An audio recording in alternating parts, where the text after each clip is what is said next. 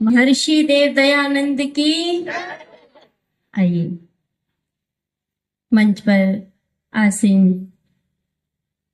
जिनका और जिनके उपदेशों को मैंने बचपन में बहुत सुना है। और एक हमारे यहाँ पंक्ति आती है कि जादू जो सर पर चढ़कर बोले, अर्थात जिनके भजनों को हमारे यहाँ के पाचक ड्राइवर गुरुकुल में बहुत पसंद करते थे, ऐसे आर्य जगत के भजनोपदेशक मनीषी आदरणीय नरेश दत्त पिताजी के सुपुत्र, जिन्होंने अपने पिता के वचनों का पालन किया, उनके व्रतों के अनुव्रती बने और स्वयं अपने पिता की भांति एक युवा और एक वैदिक भजनोपदेशक बनकर इस आर्य जगत की सेवा में तत्पर हैं आदरणीय नरेंद्र दत्त भ्राता जी। अभी आप पूर्व जिनको सुन रहे थे, जो बरेली से हमारे समक्ष समुपस्थित हुए हैं, उधर बरेली के क्षेत्र में जो पूरा पूर्वी क्षेत्र है, उस साइड जो प्रचार कार्यों में लगे रहते हैं आदरणीय जितेंद्र देव भ्राता जी, मेरे से पूर्व जिनका आप भजन सुन रहे थे आदरणीय बहन प्राची जी, आदरणीय अविनाश भ्राता जी, इस कार्यक्रम के संयोजक आदरणीय पिताजी निर्भय आर्य जी, यहाँ उपस्थित अन्य मुझे समाजों के नाम तो याद नहीं है, लेकिन आर्य समाज के प्रधान जी और भी आर्य समाज के आदरणीय सदस्यगण, मातृशक्ति, धर्म प्रेमी, सत्संग प्रेमी सज्जनों, देश के भविष्य प्यारे बच्चों। ये जो बच्चे घूम रहे हैं, बेटा थोड़ी देर के लिए बैठ जाओ और आगे आके बैठो, आगे आ जाओ। अभी आपने बहुत सुंदर भजनों को सुना। आइए मैं आपसे कुछ चर्चा करूंगी।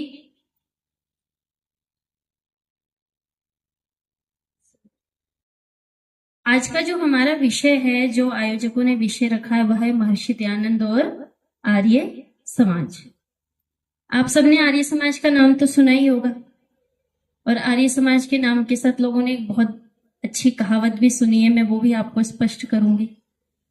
देखिए, महाभारत काल में जब युद्ध हुआ और हमारे बहुत बड़े बड़े तपस्वी आचार्य उस युद्ध में मारे गए, उस काल के 5000 वर्ष के बाद, 5000 समय कितना होता है हम गिन भी नहीं सकते हैं, 5000 काल के वर्ष के बाद इस देश में एक योद्धा ने, एक व्यक्तित्व ने, एक संत ने, एक महर्षि ने जन्म लिया, जिनका नाम क्या था? महर्षि दयानंद सरस्वती।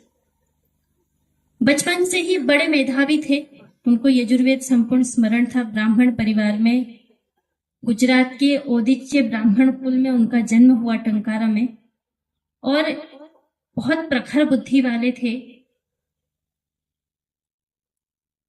उन्होंने अपने जीवन में जब अपने पिता की, अपने चाचा की मृत्यु को देखा, अपनी बहन की मृत्यु को देखा, तो उनको इस संसार से कहीं ना कहीं वैराग्य होने लगा कि आखिर ये है क्या, ये जीवन क्या है, ये मृत्यु क्या है।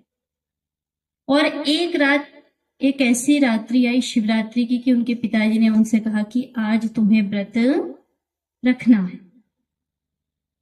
और जब उन्होंने व्रत रखा, शाम को, जब रात को, कहते हैं ना शिवरात्रि की पूरी रात जगना होता है, और जब वो मंदिर में गए तो उन्होंने देखा कि शिवजी के ऊपर जो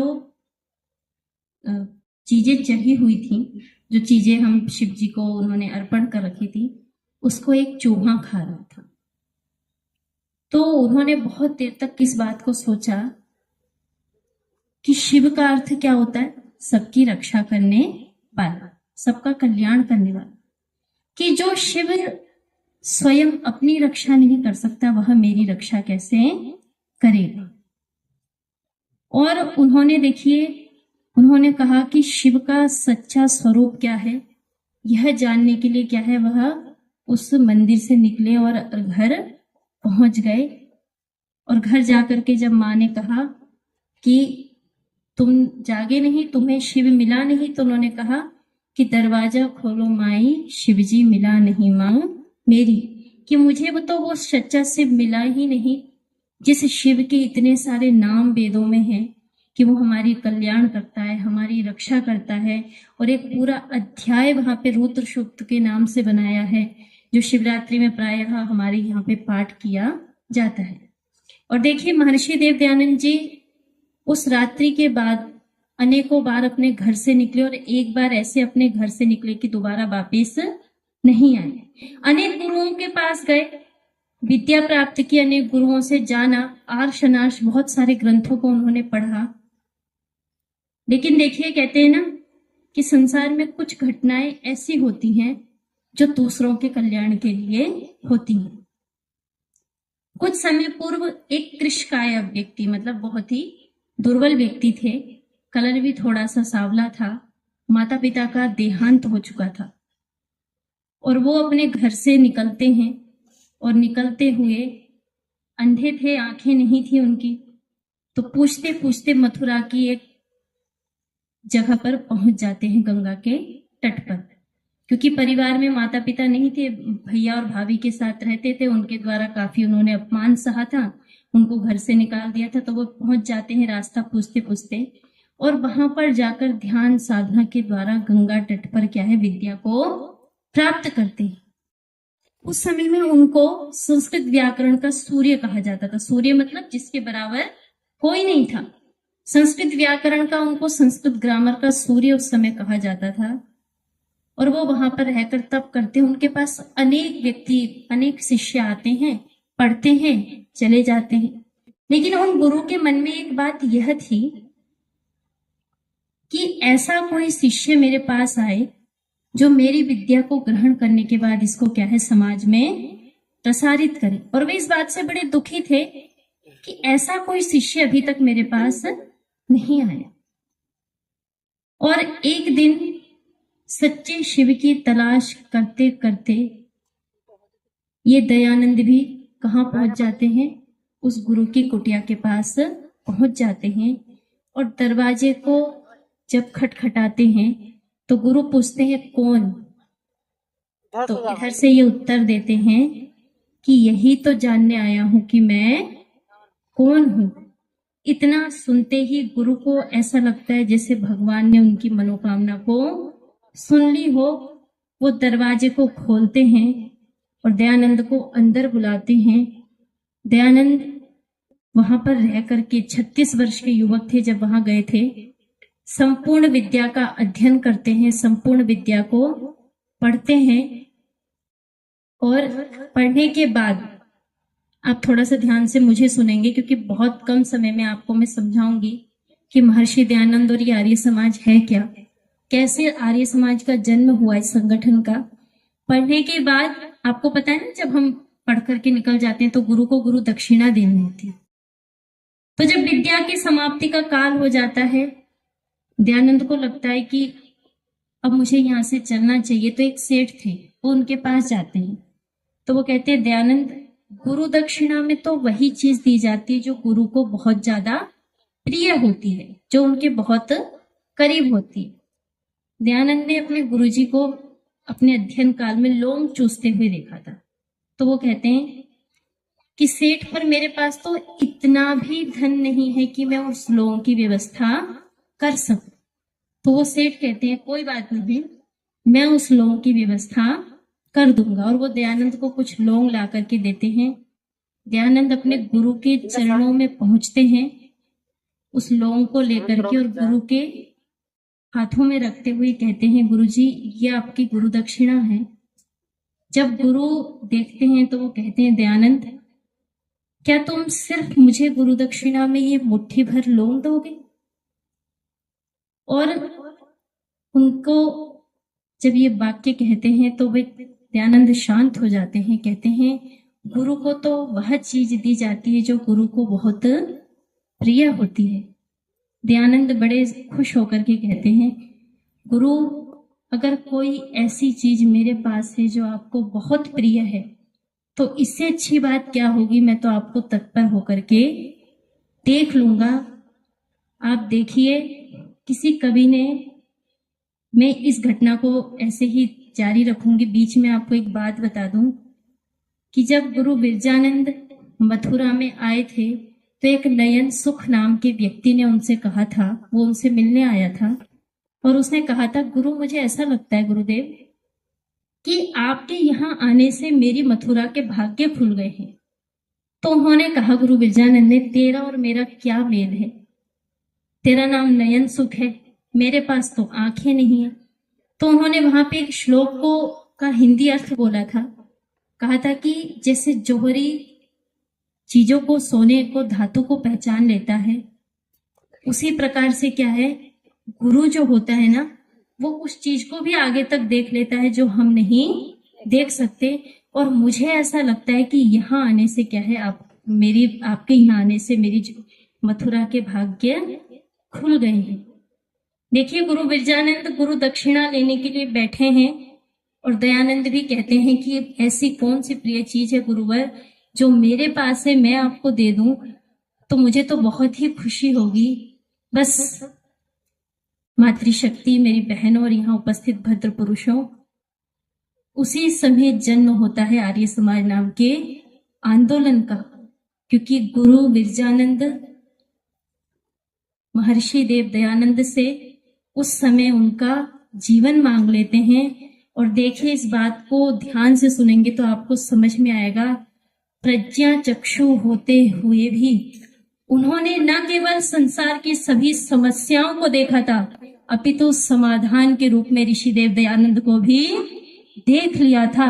ऐसे थे गुरु बिरजानंद, जिन्होंने गुरु दक्षिणा के रूप में क्या है, आपको महर्षि देव दयानंद का जीवन मिला और इस आर्य समाज नामक संगठन का जन्म हुआ। महानुभावों और यहाँ उपस्थित मातृशक्ति, मैं आपसे ये कहना चाहती हूँ, आर्य समाज ऋषिदेव दयानंद की गुरु दक्षिणा है जो उन्होंने अपने गुरु को दी थी। आप महर्षि देव दयानंद का जीवन देखेंगे क्योंकि विषय है, और मैं आपको बहुत सरल शब्दों में, कल भी मैंने आपसे कहा था, बहुत सारी चीजें जो आपको आती हैं वो मुझे नहीं आती और जो मुझे आती है वो आपको नहीं आती। तो बहुत ही सरल शब्दों में आपको समझाऊंगी कि महर्षि देव दयानंद का व्यक्तित्व कैसा था और महर्षि देव दयानंद ने जिस आर्य समाज नाम के संगठन की स्थापना की, इस संगठन ने पूरी दुनिया में क्या क्या कार्य किए। महर्षि दयानंद का जीवन चरित्र 1, 2, 10 या 50 नहीं, अपितु 70 लेखकों ने लिखा। कितने लेखकों ने? 70 लेखकों ने। आप मेरे साथ थोड़ा सा जुड़ेंगे और मुझसे बातचीत करते हुए इस प्रसंग को सुनेंगे तो आपको समझ में आएगा, और विशेषकर मातृशक्ति को, कि आप आर्य समाजी जैसा हितैषी संगठन आपके लिए तो कोई दूसरा इस दुनिया में नहीं बना। 70 लेखकों ने उनके जीवन चरित्र को लिखा, और गजब तो वो हो गया जो मैं अभी थोड़ी देर पहले आपसे कह रही थी कि जादू जो सिर पर चढ़कर बोले। एक व्यक्ति फ्रांस से यहाँ पर आते हैं। आपने एक मिशन का नाम यहाँ सुना होगा, रामकृष्ण मिशन, जिसके संस्थापक आदरणीय परमकृष्ण महाराज जी हैं, जो विवेकानंद को फॉलो करते हैं।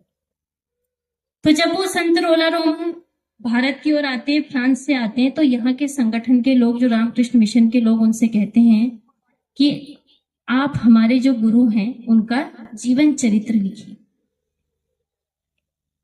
वो कहते हैं ठीक है। यहाँ ध्यान देने योग्य बात ये देखिए कि जीवन चरित्र उनके गुरु का लिखा जा रहा है। पैसा कौन दे रही है? रामकृष्ण मिशन की संस्था दे रही है। और जीवन चरित्र जब वो अपने देश में चले जाते हैं और जब वो भारत की ओर मुख करते हैं कि कहाँ से शुरू करूं, तो बहनों 2 नहीं, 10 नहीं, 20 नहीं, अपितु 45 पृष्ठ पहले महर्षि देव दयानंद को समर्पित करते हैं और तब जाकर आगे क्या है, उनका जीवन चरित्र लिखते हैं। देखिए, महर्षि देव दयानंद जी का व्यक्तित्व ऐसा था कि एक बार वो बिहार के एक स्टेशन पर घूम रहे होते हैं जिसका नाम होता है मुंगेर। जब वो वहां पर घूम रहे होते हैं तो 2 पति पत्नी होते हैं। उस समय महर्षि दयानंद वस्त्र नहीं पहनते थे, और जब वो वहां पर घूम रहे होते हैं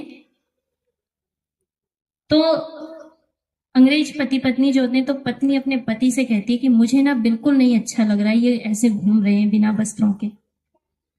तो अंग्रेज एक बार तो टाल देता है, वो दूसरी बार कहती है, वो स्टेशन मास्टर के पास जाता है कि आप इस व्यक्ति को मना करिए, यहाँ पर ऐसे न घूमे। तीसरी बार जाता है, कहता आप इस व्यक्ति को मना करिए कि ये यहाँ पर ऐसे ना घूमे। जब वो चौथी बार जाता है कहता है आप इसको रोकते क्यों नहीं है? तो वो स्टेशन मास्टर कहता है इसको रोकने की हिम्मत तो किसी में नहीं है। बोले मतलब? बोले आप इनका नाम नहीं जानते? तो बोले क्या नाम है इनका? बोले इनका नाम है महर्षि देव दयानंद। और दयानंद का नाम सुनते ही वो अंग्रेज का चेहरा क्या एकदम लाल हो जाता है और वो अपनी पत्नी से कहता है आप जिस व्यक्ति को रोकने की बात कर रहे हैं आप जानते हैं ये कौन है?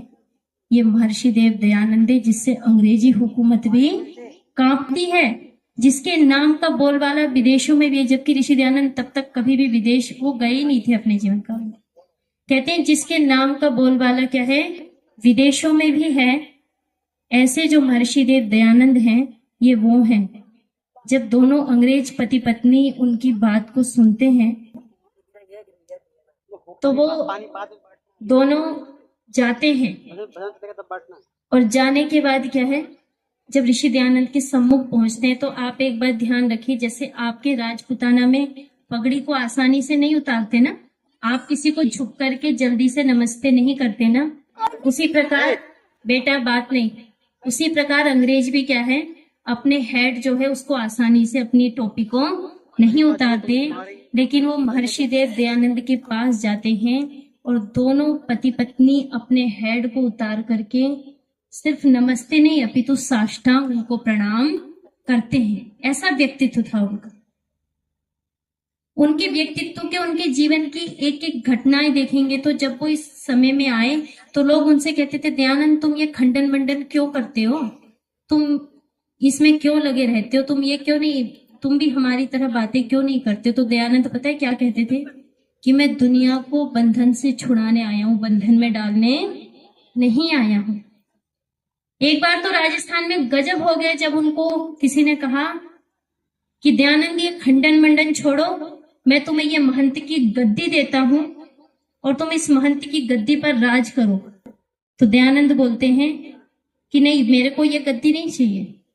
तो कहते दयानंद तुम्हें इस कलयुग में इतनी बड़ी गद्दी, इतनी बड़ी, आपको पता ना जो महंत होते हैं उनके पास कितनी सारी संपदाएं संपत्ति होती, बोले तुम्हें इस कलयुग में इतनी बड़ी महंत की गद्दी देने वाला कोई मेरे जैसा नहीं मिलेगा। तो आप सुनो महर्षि देव दयानंद का उत्तर, वो भी कहते हैं कि आपको भी इस संसार में इतनी बड़ी गद्दी इस कलयुग में ठुकराने वाला मुझ जैसा कोई दूसरा व्यक्ति नहीं मिलेगा। ऐसे थे ऋषि देव दयानंद। उन्होंने समाज की किस कुरीति पर प्रहार नहीं किया, उन्होंने समाज की किस बुराई को नहीं देखा। महर्षि देव दयानंद जी जब आप आर्य समाज का इतिहास अगर आपके पास समय हो तो एक दो तीसरे चौथे भाग को जब आप पढ़ेंगे तो आपको पता लगेगा ऋषि दयानंद के मन में उस समय किसी संगठन को बनाने की कोई इच्छा नहीं थी। लेकिन जब वो यहाँ अपने गुरु की कुटिया से बाहर निकले, उन्होंने आर से पार देखा, दक्षिण से उत्तर देखा कि समाज में इतनी कुरीतियां हैं, समाज के लोग क्या है इतने भ्रष्ट हो चुके हैं, यहाँ महिलाओं को शिक्षा नहीं दी जाती, शूद्रों के यहाँ पर पढ़ने की व्यवस्था नहीं है और लोग अपने कुएं का पानी एक दूसरे को नहीं पीने देते, जातिवाद इतना फैला हुआ है। ऐसे समय में ऋषि दयानंद ने एक संगठन बनाया, उसके प्रचारक तैयार किए और उस संगठन का नाम क्या था, आर्य समाज। और देखिए पहले सिद्धांतों की व्याख्या करते हैं और उसके बाद छठे नियम पर, आर्य समाज के 10 नियम है जिसमें छठे नियम पर आकर के आर्य समाज के उद्देश्य को बताते हैं कि इस संगठन का उद्देश्य क्या है, शारीरिक, आत्मिक और सामाजिक उन्नति। मैं कहती हूँ महर्षि दयानंद से बड़ा वैज्ञानिक व्यक्ति कोई नहीं था। आप चिंतन तो देखिए, सबसे पहले शारीरिक उन्नति, अर्थात जो व्यक्ति अपनी व्यक्तिगत उन्नति नहीं कर सकता, अपने शरीर को स्वस्थ नहीं रख सकता, वो आत्मिक उन्नति कैसे करेगा। और इतने बड़े दूरदृष्टा, इतने बड़े दूरदृष्टि वाले कि जो व्यक्ति आत्मिक उन्नति नहीं कर सकता वो समाज की क्या उन्नति करेगा। इसलिए क्या कहा, पहले अपनी उन्नति करो। इस संसार, इस समाज का मुख्य उद्देश्य, और किस समाज की बात कर रहे हैं, आर्य समाज नाम के संगठन की बात कर रहे हैं। कह रहे इस आर्य समाज का उद्देश्य है कि पहले व्यक्तिगत उन्नति, फिर आत्मिक उन्नति और उसके बाद सामाजिक उन्नति और सर्वांगीण विकास की बात अगर कर रहे हैं तो कह रहे हैं इस समाज का एकमात्र उद्देश्य है कि किसी भी प्रकार से क्या है, इस संपूर्ण संसार का सर्वांगीण विकास हो। मैं अभी आपसे कह रही थी, आपने आर्य समाज के साथ एक लोकोक्ति बहुत सुनी होगी, और अगर मैं अभी भी यहाँ किसी से पूछूं या आप कहीं पर किसी से पूछेंगे आप आर्य समाज को जानते हैं, तो एक किंवदंती तो साथ में जुड़ती है कि वह संगठन जो मूर्ति पूजा का खंडन करता है, लोग ऐसा कहते हैं। लेकिन मातृशक्ति, आप एक बच्चे का निर्माण करने वाली, और यहाँ जितने लोग बैठे, मैं आपसे ये कहना चाहती हूँ, संसार में अगर सबसे बड़ा मूर्ति पूजक संगठन कोई है तो उस संगठन का नाम क्या है? आर्य समाज। आर्य समाज से बड़ा मूर्ति पूजक संगठन इस देश में नहीं है। बस अंतर इतना है कि मूर्ति दो तरह की होती है, एक जड़ मूर्ति होती है और एक चेतन मूर्ति होती है। आप मनुष्य की बनाई हुई मूर्ति की पूजा करते हैं और आर्य समाज भगवान की बनाई हुई मूर्तियों की पूजा करता है। आर्य समाज कन्या पूजन करता है, आप तो 9 दिन करते हैं या 9वें दिन करते हैं। आर्य समाज तो प्रतिदिन कन्या पूजन करता है, क्योंकि आर्य समाज के गुरुकुलों में लाखों बालिकाएं पढ़ती हैं जिनकी जाति का आपस में एक दूसरे को पता नहीं होता है, जहां पे जाके शूद्र भी ब्राह्मण बन जाता है और ब्राह्मण भी क्या है, शूद्र बन जाता है, कैटेगरी का पता चल जाता है। लाखों बालिकाएं वहां पे पढ़ती हैं। पूजा का अर्थ होता है यथा योग्य सत्कार, अर्थात किसी व्यक्ति का जैसा आप सत्कार करना चाहिए वैसा। महिलाओं को शिक्षा मिलती है। माता पिता के लिए आर्य समाज ने अनेकों वृद्धाश्रम खोल रखे हैं, अनेकों वानप्रस्थ चल रहे हैं, जहां पर अपने बच्चों से जिन्हें संस्कार नहीं मिले, माता पिता परेशान हैं, वहां पर अपना जीवन नियम के साथ प्रतिदिन हवन होता है, भोजन मिलता है, वहां पर यापन करते हैं। अब मैं आपसे पूछना चाहती हूँ, बताइए आप, क्या आर्य समाज मूर्ति पूजा का खंडन करता है? करता है? आर्य समाज तो जो आपकी बनाई हुई मूर्तियां जो मंदिर में रखी है ना, अगर उन पर भी कोई चोट करता है तो आर्य समाज सबसे पहले उनकी रक्षा करता है। आपको पता होना चाहिए, जब हैदराबाद रियासत भारत में विलय नहीं हुई थी, जब वहां पे निजाम हैदर अली उस्मान का शासन था, मंदिरों में ताले लग गए थे, लोग अपनी पूजा अर्चना नहीं कर पाते थे, लोग मंदिरों में नहीं जा पाते थे। और ऐसे समय में जब जनता इतनी परेशान थी उसके शासन में, और जब मंदिरों को तोड़ा जा रहा था, तो एक सत्याग्रह, अगर आप इतिहास के दस्तावेजों को पढ़ेंगे तो आर्य सत्याग्रह नाम से है। 12,000 आर्य और इतने सन्यासी वहां पर पहुंचे थे और वहां पर जाकर के उन्होंने निजाम के खिलाफ बगावत की थी। निजाम भी कांप गया था, ऐसा कौन है जो मेरे ही खिलाफ बगावत कर रहा। उसको पता चला ये आर्य समाज की एक टीम है, पूरी एक आर्य समाज की मंडली है। और आप इस बात को ध्यान रखिए, जो लोग कहते हैं आर्य समाज मूर्ति पूजा का खंडन करता है, अरे आर्य समाज तो जब वहां पर पहुंचा और जब निजाम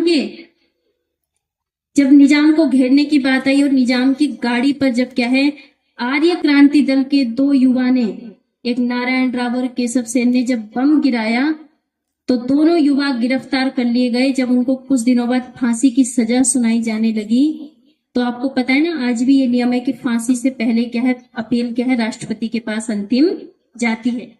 जब वो अपील राष्ट्रपति के पास गई तो उन्होंने उससे 2 दिन पहले आदरणीय सरदार वल्लभ भाई पटेल ने क्या है, निजाम को चारों तरफ से अपनी मिलिट्री उतार दी, चारों तरफ से निजाम को घेर लिया और हैदराबाद को स्वतंत्र कराया। और दिल्ली में जब गृह मंत्री सरदार वल्लभ भाई पटेल से वो दोनों युवक मिलते हैं तो वो उनकी पीठ थपथपाते हुए कहते हैं कि अगर तुमने उस दिन निजाम की उस पर बम नहीं गिराया होता, अगर मैंने मिलिट्री नहीं उतारी होती, तो हैदराबाद कभी भी भारत में क्या है, नहीं जुड़ पाता, भारत के राज्यों में क्या है, वहां नहीं आ पाता। मैं धन्यवाद देता हूँ आर्य समाज का, जिन्होंने जाकर वहां से पहले ऐसी स्थिति बनाई कि हम हैदराबाद को निजाम से मुक्त करा पाए। और आप कहते हैं कि आर्य समाज राम का खंडन करता है, आर्य समाज कृष्ण का खंडन करता है। आर्य समाज कृष्ण को नहीं मानता। आपके देश में 1920 में एक पुस्तक लिखी गई जिसका नाम था रंगीला कृष्ण तेरी गीता जलानी पड़ेगी। उसमें कृष्ण के चरित्र को इतना बदनाम किया गया, इतने बेकार तरीके से लिखा गया कि उस समय के जो लोग थे वो समूह बना करके क्या है, आपके आदरणीय, आप जिनको पिता बोलते हैं, और 2 अक्टूबर पे झंडा फहराकर जिनकी जयंती मनाते हैं ना, महात्मा गांधी के पास पहुंचे। महात्मा गांधी ने मना कर दिया कि मैं इसमें क्या करूं, ये तो उनके स्वतंत्रता का उनका तो अधिकार है। ऐसे समय में आर्य समाज के एक बहुत बड़े चिंतक, लेखक, विचारक थे पंडित चमुपति शास्त्री, जो कई भाषाओं के विद्वान थे। उन्होंने उस पुस्तक को पढ़ लिया और उन्होंने उस पुस्तक के उत्तर में, वो जमाना था जब पत्र के द्वारा पत्र का उत्तर दिया जाता था और पुस्तक के द्वारा पुस्तक का उत्तर दिया जाता था, लेख का लेख के द्वारा दिया जाता था।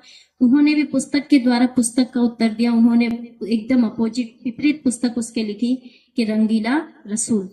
उन्होंने उसमें रसूल के चरित्र का, उसकी जीवन गाथा का पूरा वर्णन किया। लेकिन पुस्तक को छापने वाला कोई नहीं था। सब यही कहते थे कि अगर हमने इस पुस्तक को छाप दिया तो हमारी तो गर्दन काट दी जाएगी, हमें तो मार दिया जाएगा।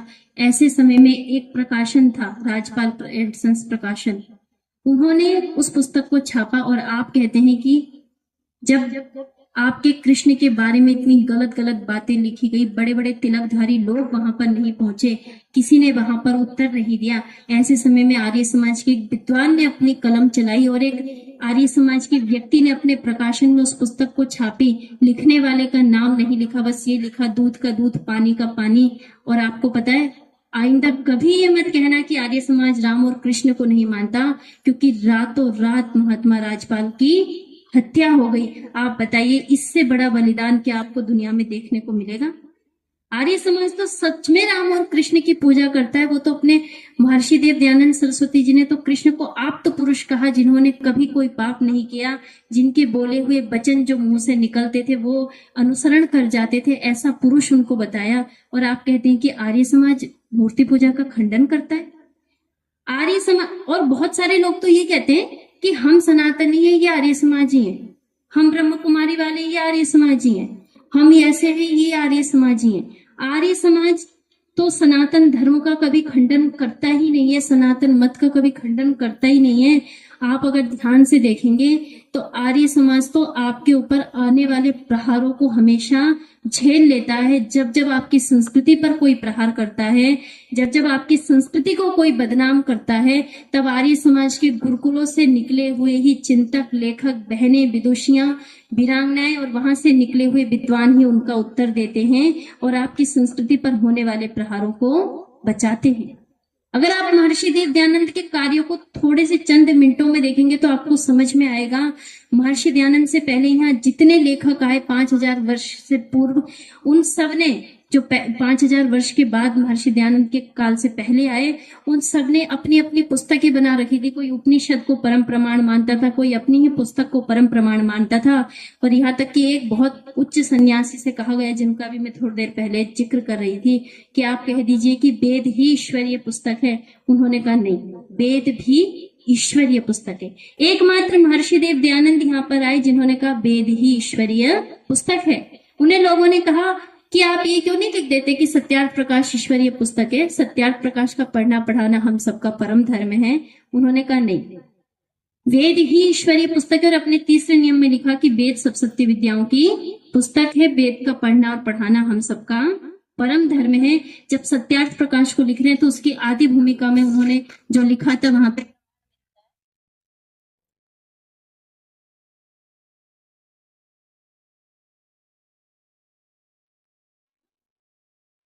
कहाँ है उधर?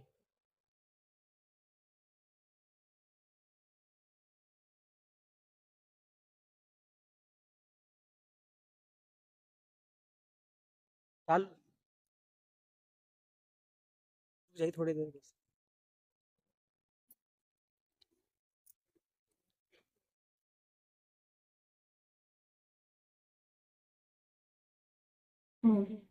जैसा मैं आपसे निवेदन कर रही थी कि सत्यार्थ प्रकाश के बारे में, तो वो लिखते हैं कि आपने अपने ग्रंथ का नाम सत्यार्थ प्रकाश क्यों रखा, सत्य प्रकाश रख देते। तो ऋषिदेव दयानंद बड़ी विनम्रता से उत्तर देते, वो कहते हैं सत्य का प्रकाश तो सिर्फ परमपिता परमेश्वर करता है, सिर्फ प्रभु करता है।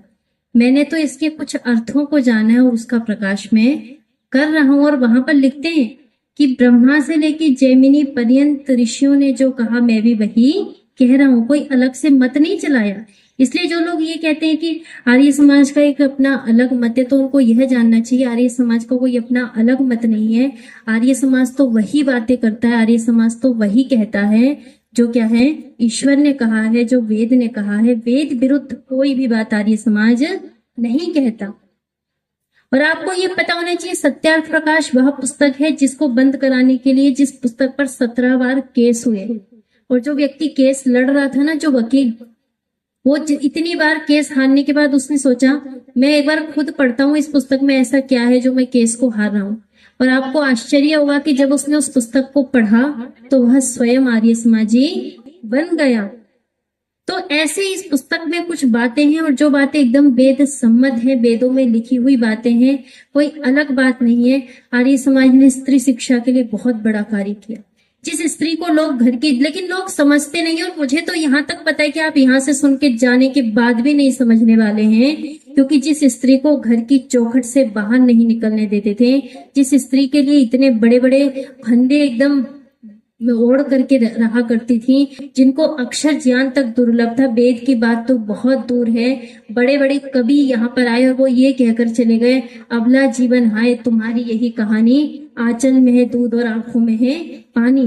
बड़े बड़े ऋषियों ने ये कहा कि स्त्री और शूद्र को वेद पढ़ने का अधिकार नहीं है। ऐसे समय में महर्षि देवदयानंद हमारे वकील बनकर के आए, हमारे लिए उन्होंने समाज में लड़ाई लड़ी और उन्होंने क्या है, हमें समाज के एक पुष्प में, एक माला में क्या है, एक पुष्प की तरह पिरोते हुए कहा, माता निर्माता भवती। ये माँ तो निर्माण करने वाली है। अगर ये शिक्षित नहीं होगी तो कुल कैसे शिक्षित होगा? ये तो दोनों कुलों का उद्धार करने वाली है। और यहाँ आकर के क्या है, उन्होंने इस बात की अपील की कि महिलाओं को तो क्या सांगो पांग चारों वेदों का अध्ययन करना चाहिए, जिसका प्रमाण आज आपको आर्य समाज के गुरुकुलों में दिखता है। इतना भयंकर जातिवाद इस देश में फैला हुआ था। कोई यादव, कोई जाट, कोई गुजर, कोई किसी को कुछ समझता नहीं था, कोई हरिजन किसी को समझता था, अपने घर का खाना पानी नहीं पीने देते थे। महर्षि देवदयानंद के और आर्य समाज के द्वारा खुले हुए गुरुकुलों में बच्चों को पता भी नहीं होता हम किस जाति से पढ़ रहे हैं, हम किस जाति के, समान शिक्षा व्यवस्था है। और आपको आश्चर्य होगा, उन्हीं गुरुकुलों में पढ़े हुए बच्चे जब बाहर आकर के निकलते हैं, आप उन्हें अपने घरों में उपदेश के लिए बुलाते हैं, आप उनसे संस्कार कराते हैं, लेकिन आपको पता भी नहीं होता है कि वो किस जाति के हैं। ये व्यवस्था थी।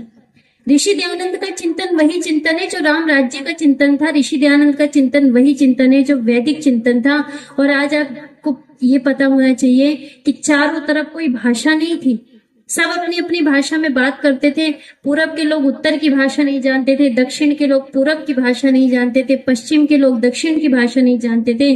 ऋषि दयानंद सरस्वती जी गुजराती होते हुए भी उन्होंने अपने सारे ग्रंथों को हिंदी और संस्कृत में लिखा और हिंदी का प्रचार प्रसार किया। और वो कहते थे कि मेरी आंखें तो उस दिन के लिए तरस रही हैं जब संपूर्ण राष्ट्र एक भाषा में बात करेगा।